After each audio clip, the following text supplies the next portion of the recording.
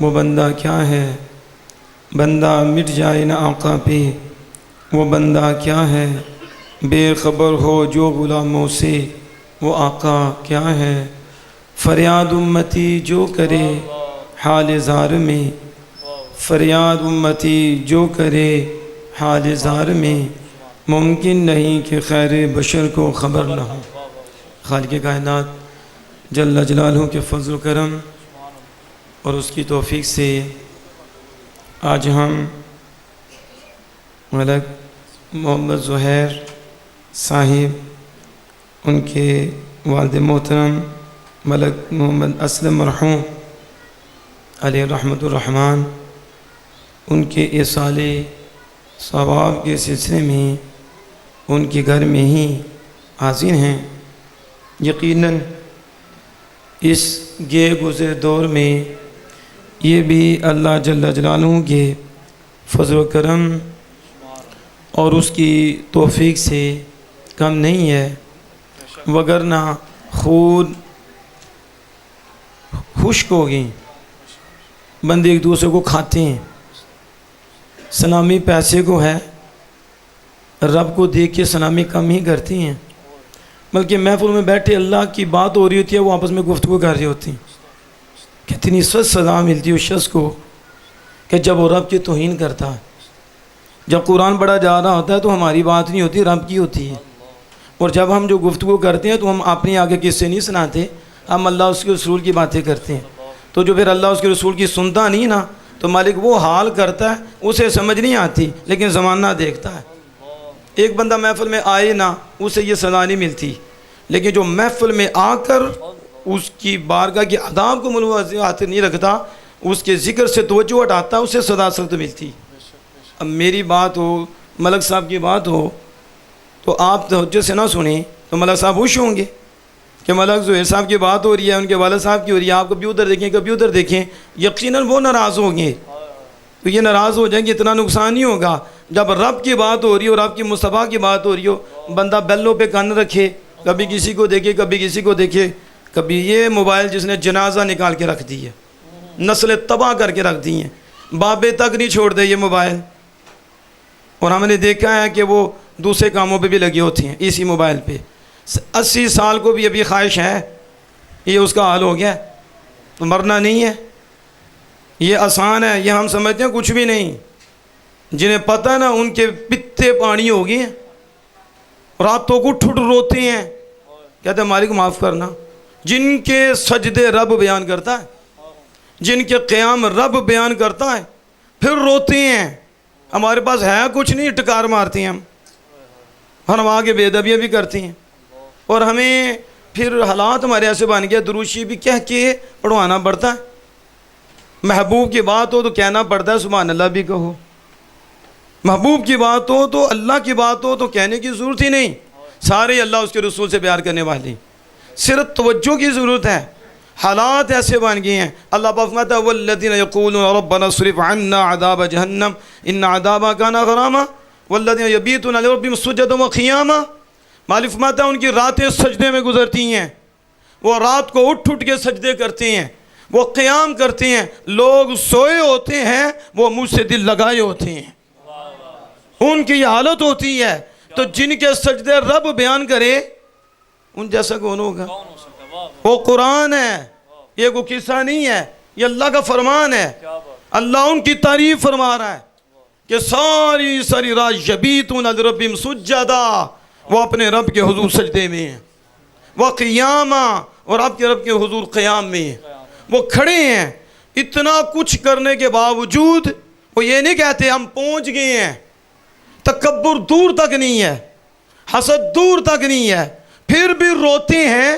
اتنی عبادت کرنے کے باوجود عبادت پہ ناز نہیں ہے ان کو، کلیجہ پھٹنے کو آتا ہے، وہ ڈرتے ہیں، وہ مالک ہیں، کوئی پتہ نہیں کسی ٹائم گرفت فرمائے، سارا کچھ ہی جاتا رہے، ایمان بھی جاتا رہے۔ یہ گردش زمانہ ہے۔ آج تو ہم پتہ نہیں کہاں سے کہاں تک جا رہے ہیں، کل کو بندہ کہاں ہوتا ہے، پھر اگلے دن کہاں ہوتا ہے، اگلا دن تو بڑی دور کے بعد ہے، آج تو بس سیکنڈوں میں پھرتے ہیں بندے، منٹوں میں پھرتے ہیں بندے۔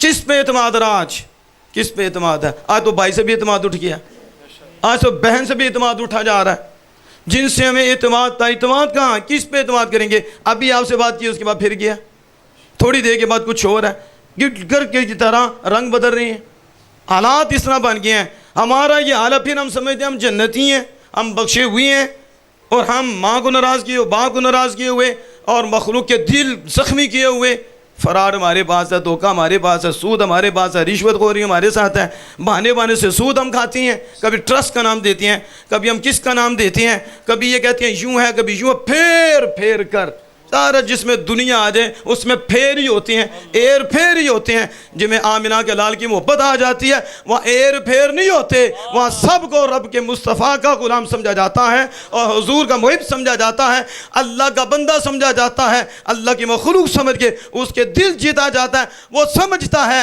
کہ رب مخلوق کے دل جیتنے والے کو اپنی پاک بارگاہ میں قبول و منظور فرما لیتا ہے۔ اس لیے حضرات محترم، اس طرف آپ اس راستے پہ آئیں۔ وہ ساری رات عبادت کر کے روتی ہیں، اور اللہ پاک کہتا ہے عبادت کرنے کے باوجود وہ کہتے ہیں ربنا اصرف عنا عذاب جہنم، اے مالک ہمیں جہنم کے عذاب سے بچانا۔ اب بتاؤ ہماری 5 نمازیں پوری ہو رہی، اب رمضان ہے نا، کیا ہم سے یہ موبائل میں غلط چیزیں چھوٹی ہیں ابھی تک؟ اس کے لیے سوال ہے جس سے نہیں چھوٹی، اور نئی جنریشن، یہ کالجز میں اسکولز میں پڑھنے والے، پوچھو کیا چھوٹے ہیں یہ ابھی تک؟ 17واں روزہ ہے، کیا اس کا بھی روزہ ہوا کہ نہیں ہوا؟ آنکھ ابھی بھی اس پہ لگی ہوئی ہے، ابھی بھی روزہ کھلتا ہے ٹی وی لگا ہوا ہے، اس کے اندر جو لڑکیاں جو کچھ سسٹم ہے وہ ہم دیکھ رہے ہیں، وہ سرکٹ چل رہا ہے۔ روزہ کہاں ہے ہمارا؟ کون سا روزہ ہم رکھ رہے ہیں؟ روزہ ہو اور بندے کے پاس تقویٰ نہ ہو، اور اب ہمارے روزے فرض اس لیے کیے کہ تم متقی بن جاؤ، تو روزے 3 رکھ کر بھی بندہ بگوڑا ہی ہو، تو سوال یہ کون سا روزہ رکھا ہے ہم نے؟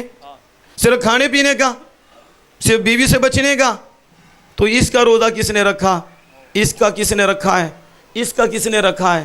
کیا روزہ اسی چیز کا نام ہے؟ روزہ اگر صحیح رکھا جائے تو 5 نمازیں نہیں، اسے تہجد بھی نصیب ہوتی ہے، اٹھ کے اللہ کی بارگاہ میں روتا ہے، اسے تقویٰ نصیب ہوتا ہے، اسے پرہیزگاری نصیب ہوتی ہے۔ تو روزے کی روح اسے ہی ملتی ہے جو صرف صرف کھانے پینے کا روزہ نہیں رکھتا۔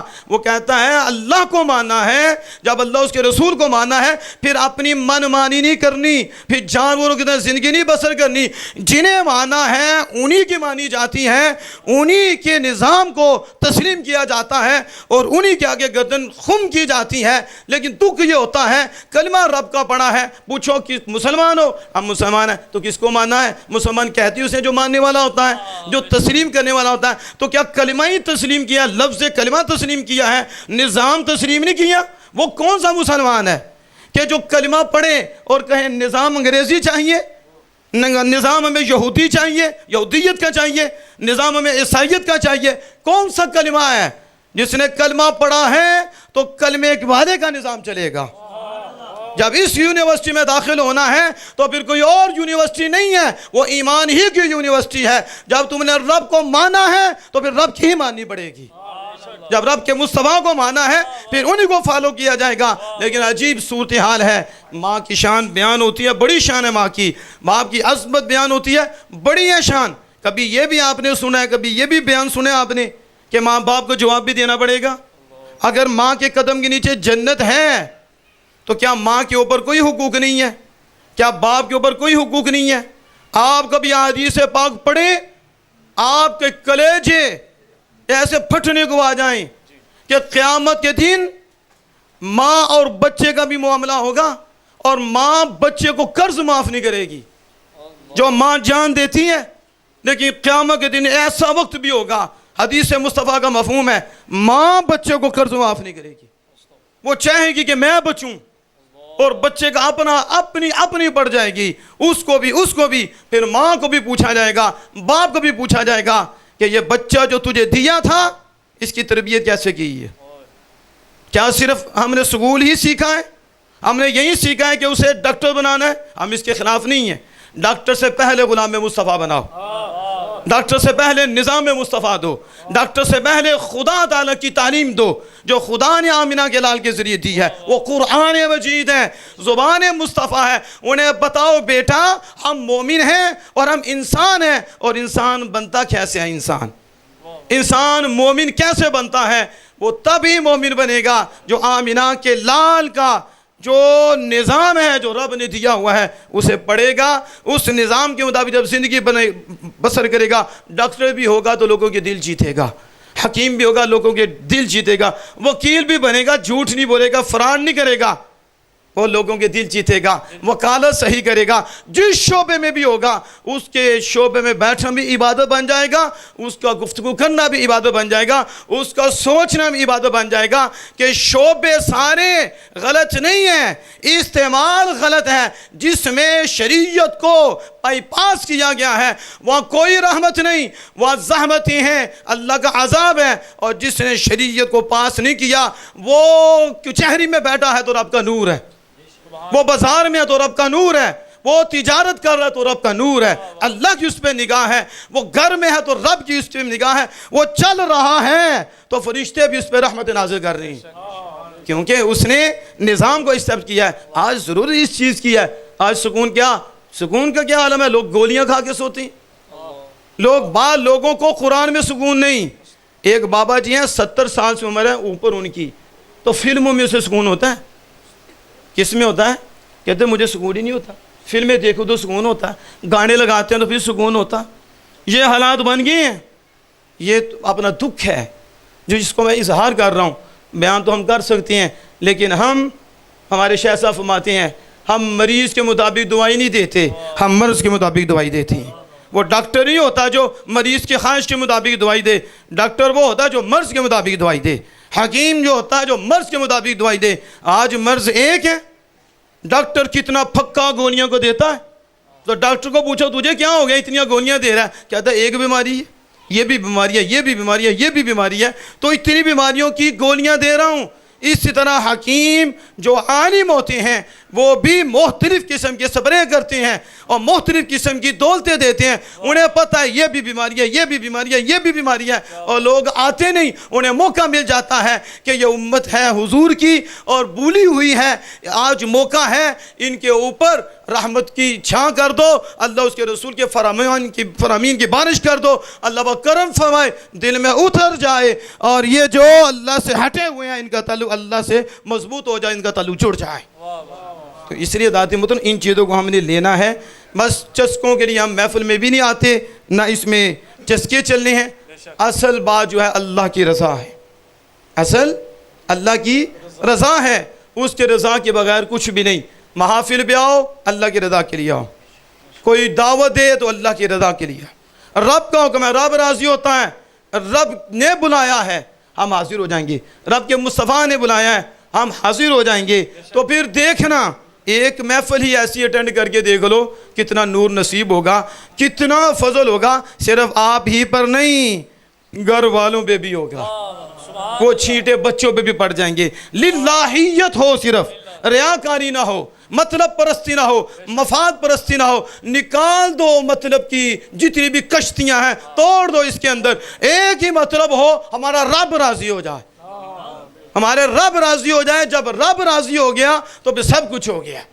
جس پہ رب راضی ہے اسے کوئی پریشانی نہیں ہے، جس پہ رب تو راضی ہوتا ہے، ہم بھی راضی نہیں ہوتے، ہم رب کے فیصلے پہ راضی نہیں ہوتے، تو جب رب کے فیصلے پہ راضی ہو جاتا ہے پھر اللہ کے فضل و کرم سے اسے سکون کی دولتیں مل جاتی ہیں، اس پہ کرم نازل ہو جاتے ہیں۔ ایک دو بات میں کرتا ہوں، اس پہ میں ختم کرنے لگا ہوں، آپ توجہ فرمائیں۔ والدین کی کتنی عظمت بیان ہوتی، بڑا مقام ہے، تو جتنا بڑا مقام ہوگا ذمہ داری بھی بڑی ہوگی، ذمہ داری بھی بڑی ہے۔ آپ دیکھو نا کوئی بندہ آپ میں کوئی عہدے پہ بیٹھا ہو بڑے پہ، تو اس کی کتنی ذمہ داری ہے۔ یہ تو نہیں کہ عہدہ بڑا مل گیا تو اب وہ سوئے گا، آرام سے سو جائے گا، تو سونے والوں کو حال دیکھ لو ملک کا کیا ہے۔ لیکن جاگنا ضروری ہوگا، جتنا بڑا عہدہ ہوگا ذمہ داری بھی بڑی ہوگی۔ یہ نہیں کہ بندہ ایس پی بن گیا تو سمجھے تو مجھے اب کوئی مسئلہ ہی نہیں، نا ذمہ داری بڑھ گئی ہے، اب اس عہدے پہ آ گیا ہے، ذمہ داری بن گئی ہے۔ عالم ہے، عالم سے مفتی بن گیا، ذمہ داری بڑھ گئی ہے۔ اس سے اوپر جا رہا ہے، ذمہ داری بڑھ گئی ہے۔ جس کے 4 بچے ہیں اس کی ذمہ داری ہے، جس کے 12 ہیں اس کی ذمہ داری اور زیادہ ہے۔ پھر دادا جی اس سے اوپر ہیں، باپ سے بھی اوپر ہیں، تو جتنا بڑا عہدہ ہوگا اتنی بڑی ذمہ داری بھی ہوگی، اور جب وہ ذمہ داری نبھائے گا اللہ پاک پھر اجر بھی زیادہ عطا فرمائے گا اور فضل بھی زیادہ فرمائے گا۔ اب میں آپ سے پوچھتا ہوں، کیا کوئی بچہ ایسا ہے جو اپنے والدین کا حق ادا کر دے؟ کوئی بچہ ساری زندگی عبادت کرے. ذرا میں توجہ چاہتا ہوں، آگے بھی میں نے عرض کی نقصان ہو جاتا بندے کا جب اللہ اس کے رسول کی بات ہو رہی ہو پھر توجہ اور پھر ماں باپ کی بات ہو رہی. کوئی ایسا مجھے دکھاؤں جو اپنے ماں باپ کا اپنی زندگی میں حق ادا کر دے. ہو سکتا ہے؟ انہوں نے کیا کیا ہے کہ ان کا حق ہی ادا نہیں ہو سکتا؟ کوئی جواب دے. انہوں نے کیا کیا جس کی وجہ سے آپ ساری زندگی لگ جاؤ، مفتی ہو، محدث ہو، ولی ہو، اخروی عہدے، دینی عہدے، دنیاوی عہدے، بہت پڑھا ہے، بہت مال ہے، بہت کچھ ہے، کیا وہ ماں اور باپ کا حق ادا کر سکتا ہے؟ وجہ کیا ہے؟ وجہ صرف یہی ہے کہ تمہارے آنے کا سبب تمہارے والدین ہیں. تمہارے وجود کا سبب کون ہے؟ والدین ہیں. یہ جو وجود ملا ہے آپ کو آپ کے والدین کے سبب ملا ہے، اور اسی وجود پہ آپ کو دنیاوی نعمتیں بھی ملی ہیں، اسی وجود پہ آپ کو اخروی نعمتیں بھی ملی ہیں. آپ یہاں بیٹھے ہیں تو والدین کے سبب بیٹھے ہیں. آپ جو ذکر سنیں اس کا سبب بھی تمہارے آپ کے والدین ہیں. آپ جو آگے عطا کرتے ہو اس کا سبب بھی آپ کے والدین ہیں. آپ کو دنیاوی نعمتیں ملیں چاہے اخروی نعمتیں ملیں، اس سب کا سبب والدین ہیں. کیوں؟ یہ ساری نعمتیں ہیں وجود پر، اور وجود کا سبب ہے تمہارے والدین. اس لیے مفتی محدث جس عہدے پہ پہنچ جائے، کرنل جنرل جس عہدے پہ پہنچ جائے، وزیر اعظم بن جائے، صدقہ والدین کا. کس کا ہے؟ تو اس میں کوئی شرک ہوا تو حضور کا صدقہ کیا تو شرک ہو جائے گا، حرام ہو جائے گا. ماں کا صدقہ مان سکتے ہو، ماں کا وسیلہ مان سکتے ہو، اور ماں کی دعا رد نہیں ہوتی، تو میں کہتا ہوں باپ کی بھی رد نہیں ہوتی. حدیث پاک ہے باپ کی بھی رد نہیں ہوتی، ماں کی بھی رد ہوتی. ماں باپ کی رد نہیں ہوتی تو جو آمینہ کے لال ہیں اور جو ان کے پیارے ہیں ان کی رد ہو جائے گی. 2-4 وجود آئے ہیں دنیا میں، یا ایک بیٹا ہے یا ایک بیٹی ہے، یہ 4 ہیں. وہ ماں باپ کا حق ادا نہیں کر سکتے کہ ایک وجود یا 2 وجود ملے ہیں تو ماں باپ کی اتنی عظمت ہے، ماں باپ کی اتنی شان ہے. میں آپ سے پوچھتا ہوں، ایک وجود ملا ہے ماں باپ کے سبب، یا 2 وجود ملا ماں باپ کے سبب، تو یہ ساری زندگی بھی ماں باپ کا حق ادا نہیں کر سکتا، بلکہ حقیقت میں جو کچھ بھی مل رہا ہے یہ ماں باپ ہی کی وجہ سے مل رہا ہے. میں آپ سے پوچھتا ہوں، آپ اندر جھانکیں، آپ محبت والے ہیں، غور کریں کہ جب ماں کا حق کوئی ادا نہیں کر سکتا، ماں کا اتنا بڑا احسان ہے، باپ کا اتنا بڑا احسان ہے، تو کیا خیال ہے آمینہ کے لال کے متعلق جن کے صدقے اور جن کی وجہ سے اللہ پاک نے ایک وجود نہیں، 2 وجود نہیں، ایک ملک نہیں، اللہ پاک نے ساری کائنات ہی بنائی ہے تو آمینہ کے لال کے صدقہ سے بنائی. کون حق ادا کر سکتا؟ کون ہے؟ اللہ پاک نے آدم علیہ السلام کو فرمایا، آدم، جب دیکھا نا اوپر، پوچھا مالک یہ کون؟ پھر اللہ پاک نے وضاحت فرمائی، کہا آدم اگر میں محمد کو پیدا نہ کرتا میں تجھے پیدا نہ کرتا. حضور تو باعث تخلیق کائنات ہیں، ساری کائنات کے باعث ہیں. کیسے وہ لوگ حضور پہ بولتے ہیں؟ کیسے وہ کہتے ہیں ہمارے اوپر حضور کا کوئی احسان نہیں ہے؟ نا، میرے امام اہل سنت الشام رضا حافظ بریلوی علیہ رحمت الرحمن نے بڑے خوبصورت انداز میں سمجھایا. اللہ نے کہا میرے آقا کی تجھ پہ عنایت نہ سہی. چلو تھوڑی دیر کے لیے فرض کر لیتے ہیں، میری آقا کی تجھ پہ عنایت نہ سہی. اوے منکرو، کلمہ پڑھانے کا بھی احسان گیا؟ یہ کلمہ کہاں سے تمہیں ملا ہے؟ کو ڈائریکٹ ملا ہے؟ اللہ نے ڈائریکٹ نہیں دیا، کلمہ بھی دیا ہے تو آمینہ کے لال کے صدقے دیا ہے. اپنی پہچان دیا تو اپنے محبوب کے ذریعے دیا ہے. قرآن بھی دیا تو محبوب کے ذریعے دیا ہے. ایقان بھی دیا تو محبوب کے ذریعے دیا ہے. عرفان بھی دیا تو محبوب کے ذریعے دیا ہے. اب بھی جو دے رہا ہے محبوب پہ وار کے دے رہا ہے. اس لیے ذات محترم اپنے ایمانوں کو اور مضبوط کرو. جتنا، جیسے علامہ امیر حمزہ صاحب بڑے خوبصورت انداز میں سمجھا رہے تھے کہ تعارف صحیح ہو نا تو محبت بڑھتی ہے. وہ کہتا ہے بیٹا تیرے والد کا تجھ پہ کتنا احسان ہے، کتنی مہربانیاں ہیں. تیرے والد نے کتنی محنت کی، تو کتنا سا تھا، تو کیا تھا، کتنی محنت کی. تیری والدہ نے کتنی محنت کی، وہ دن اور رات محنت کرتی رہی. راتیں اس طرح گزارتی تھی، اس طرح گزارتی تھی، بھوکی رہتی تھی، تجھے کھلاتی تھی. باپ دن اور رات تیرے لیے دوڑتا تھا، ڈاکٹروں کے پاس جاتا تھا، تو بیمار ہو جاتا. اب بچے کو جب ایسی باتیں بتائی جائیں گی تو بتاؤ بچے کے دل میں محبت آئے گی کہ نہیں؟ محبت بڑھے گی کہ نہیں؟ تو اگر بچے کو یہ کہا جائے تیرا ابا اور میرا ابا یقین ہے اسی برابر نہ کوئی مسئلہ ہی نہیں, سارا کچھ اللہ نے کیا ہے, تو اللہ ہی نے کیا ہے, لیکن اللہ نے ماں کو بھی ذریعہ بنایا ہے, اللہ نے باپ کو بھی ذریعہ بنایا, اور رب نے تربیت کا ذریعہ والدین کو بنایا. خود کہتا ہے میں رب ہوں, لیکن فرماتا ہے کہ میں نے ذریعہ تمہارے والدین کو بنایا ہے, تمہارے والدین نے تمہیں پالا ہے, انہوں نے تمہیں بڑا کیا ہے. تو والدین مشکل کشا بن سکتے ہیں, والدین حاجت روا بن سکتے ہیں, تیری حاجتیں والدین نے پوری کی ہیں, تو پیدا بھی نہیں ہوتے, تیری یہ بھی مشکل والدین نے حل کی ہے. تیرے منہ میں ٹکر کس نے ڈالا ہے, تجھے چھاتی سے دودھ کس نے پلایا ہے, یہ حاجت روائی نہیں تو کچھ اور ہے, یا مشکل کشائی نہیں تو کچھ اور ہے. تو اتنا بڑا بن گیا تو ڈائریکٹ ہی آسمان سے نہیں تو نیچے اتر آیا تھا کہ تو ایسے ہی ایسا بن گیا, کھجور جتنا تو بن گیا. آج تیری گردن اتنی آکڑی ہے, تو نہ ماں کو مانتا نہ تو باپ کو مانتا ہے, گردن میں سریا تیرے پڑ گیا ہے, تو ہے کیا تھا. یہ سارے کرم رب نے ماں کے ذریعے تجھے پہ کیے, باپ کے ذریعے کیے ہیں, اور یہ پرورش کرنا مشکل کشائی نہیں تو کوئی اور ہے. اور جب رسول اللہ کے متعلق آ جائے تو شرک ہوتا ہے, شرک تو ہر گھڑی شرک ہوتا ہے, اور یہ شرک نہیں ہوتے, اللہ نے ایک دوسرے کو ذریعہ بنا رکھا ہے, وسیلہ بنا رکھا ہے, ایک دوسرے کا محتاج بنا رکھا ہے, سہارا بنا رکھا ہے. اس سے گردن کا سریا ٹوٹتا ہے, اس سے گردن کا سریا ٹوٹا, ڈائریکٹ بھی بنا سکتا تھا, ایک قطرے سے بنایا ہے کہ تو کیا ہے, تیری گردن اٹھ رہی ہے, تو کیا تھا, سوچ ذرا تو کیا تھا, ہم نے تجھے کہاں سے کہاں تک لائے, پھر تو چل بھی نہیں سکتا, بول بھی نہیں سکتا تھا, تجھے تو کھانے کا نہیں پتا تھا, ہم نے تیری ماں کی چھاتی میں دودھ کی نہر جاری کر دی ہے, تیرے لیے ہم نے بندوبست کیا, تو پاؤں مارتا تھا, تو چلا نہیں جاتا تھا, چلایا کس نے, یہ کرم کس نے کیے, لیکن ذریعہ کس کو بنایا ہے. جب وہ غور کرتا ہے, میں آخری بات کر کے ختم کرتا ہوں, مجھے یاد آیا حضرت بایزید, حضرت سلطان محمود غزنوی علیہ رحمۃ الرحمن. آپ کو پتہ ہے حضرت محمود آپ کے ایاز جو ہیں وہ بڑے پیارے تھے, وزیر تھے اور بڑے پیارے تھے. ہر کوئی وزیر بھی پیارا نہیں ہوتا, بلکہ بعد وزیر تو بیڑا گرک کرتے تھے, اور تاریخ بڑی بڑی ہے وزیروں سے. بادشاہ خراب ہی وزیروں سے ہوتا ہے, جیسے یہ ہمارے وزیر ہیں نا, تمہارا دل خراب کرتے ہیں, جو آتا ہے دیکھتے ہیں اندر خراب ہو جاتا ہے. تو یہ بادشاہ ہے دل, تو بادشاہ وزیروں کی وجہ سے خراب ہوتا ہے. وزیر صحیح ہو تو سلطنت بھی ٹھیک رہتی ہے, بادشاہ بھی ٹھیک رہتے ہیں. تو یہ شروع سے چلا آ رہا ہے, لیکن جب وہ دیکھا کہ حضرت محمود کا یہ آنکھ کا تارا ہے ایاز, تو حاسد ہوتے ہیں.